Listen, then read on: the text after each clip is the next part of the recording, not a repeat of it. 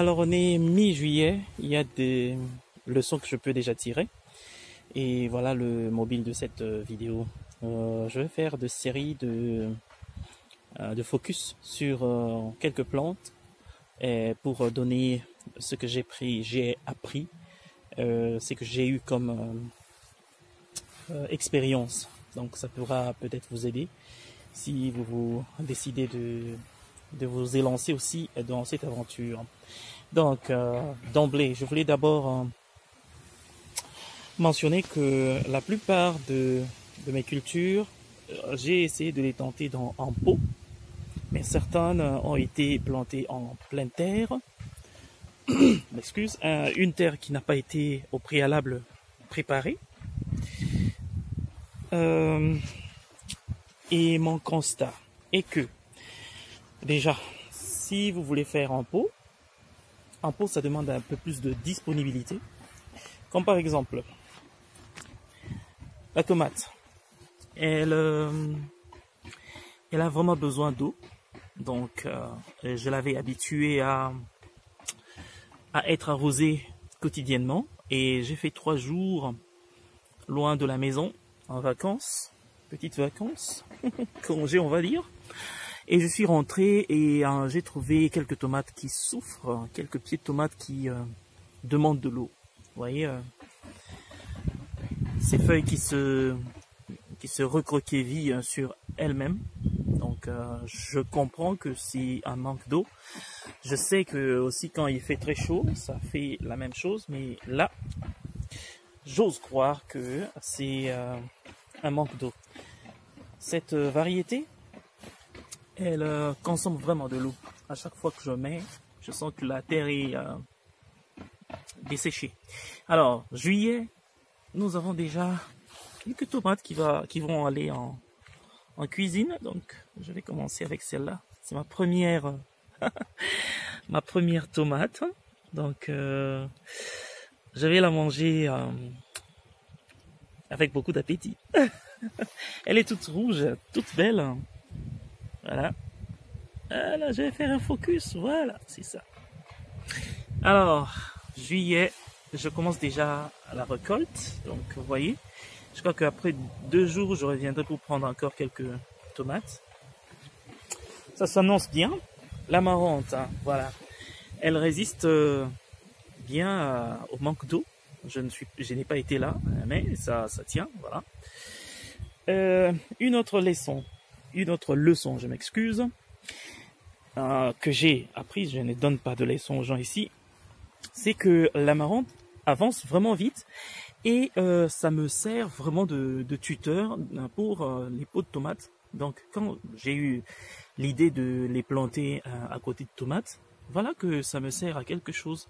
Non seulement je vais retirer les graines à partir d'ici parce que c'est une belle pousse, une belle plante, donc qui a bien évolué, je n'ai pas consommé celle-ci. Donc je vais prendre les graines à partir d'ici, mais aussi elle m'a servi de tuteur. Donc voilà, ce pied de tomate tient debout. Et par là, je vais dire que quand vous faites des tomates, les tuteurs sont vraiment, je vais dire, importantes. Je ne vais pas dire essentielles, parce que la tomate, quand elle évolue, c'est une plante naturelle, donc elle peut à elle-même déjà se répandre sur le sol et subsister, voilà. Mais bon, si vous avez besoin d'espace, vous pouvez faire comme moi. Et c'est au mois de juillet que je me rends compte que les tomates ont vraiment besoin de support. Pourquoi? Parce que vous pouvez avoir fait l'expérience comme moi. Le pied de tomate ici n'est pas très gros, mais il produit beaucoup. Et ça, c'est un problème général que j'ai eu. J'ai eu des tomates qui très productives, oui. Et ça pèse. La tige principale n'est pas assez forte pour supporter ce poids. Je vais prendre un exemple. Oui, de l'autre côté, ça tombe. Donc, tellement c'est lourd, ça tombe. Vous voyez par exemple ici. Hein, vous voyez la tige. Elle reste petite, mais vous voyez le nombre de tomates, ça m'a inquiété un tout petit peu. Et aussi, je crois qu'à la prochaine, je vais prendre l'option de ne pas vraiment sévèrement, comment on dit, couper les comment ils appellent ça, les gourmands, voilà, les gourmands là. Je crois que je ne vais pas, comme là, je vais pas à la prochaine vraiment couper comme beaucoup le soutiennent, hein. Je fais face à un problème maintenant parce que j'ai vraiment sectionné.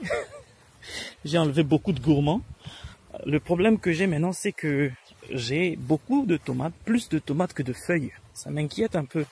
Je suis curieux de voir la qualité. Vous voyez là, beaucoup de tomates, beaucoup trop. Je ne sais pas ce que je dois faire. Beaucoup trop de tomates que de feuilles. Et je suis curieux de savoir le goût qui va en découler.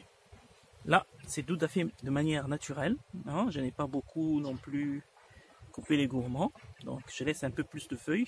Voilà que la qualité des tomates, elle est très bien. Vous voyez, voilà.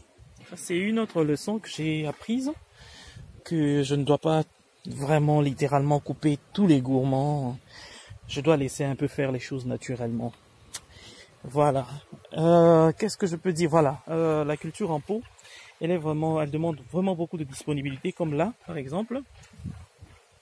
Le bon exemple est là. Cette courge,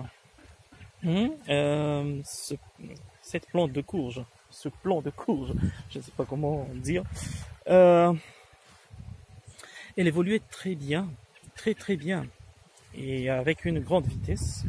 Mais là, quand je suis revenu après 3 jours, j'ai trouvé un peu trop de feuilles jaunes.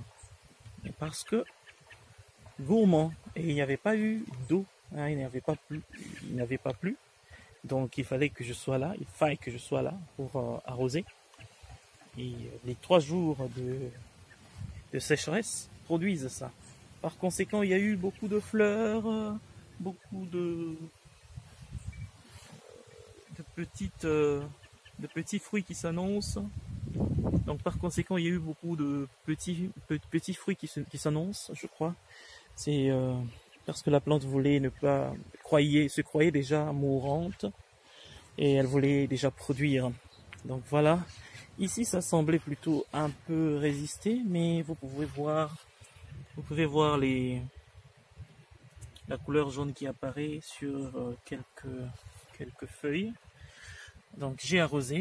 Ici par contre j'ai laissé la nature s'exprimer. Donc je n'ai fait que repiquer ces plants d'amarante. Vous voyez la qualité des feuilles. J'ai déjà parlé de ça précédemment dans mes anciennes vidéos. Mais aussi la hauteur, hein, de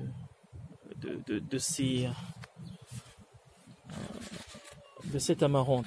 Donc là, je ne sais même pas si c'est encore comestible, tellement que c'est grand. Donc je vais attendre, je ne vais pas non plus toucher à ça. Donc je vais attendre que ça me donne des graines, parce que je vais récupérer les graines de la plante qui s'est le mieux comportée. Donc vous voyez, vous pouvez voir la tige, elle est gigantesque. La tige est gigantesque. Vous voyez mon doigt et la tige. Si vous allez là-bas à la base, là, c'est compliqué encore. C'est trop grand. La même chose aussi ici, c'est trop grand. Et ça me sert de tuteur pour mes tomates.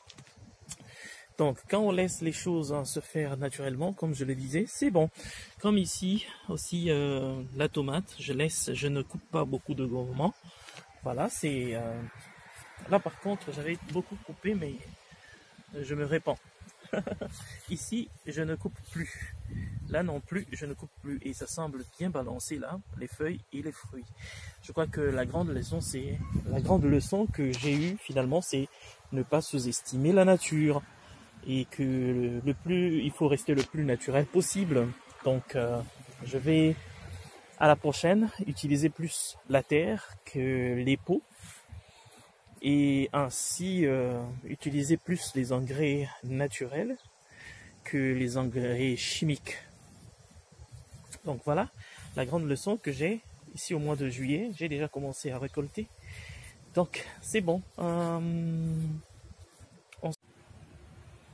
Donc voilà, c'est là qu'intervient le point d'orgue de cette vidéo. Donc je vais m'arrêter par là. Vous pouvez commenter.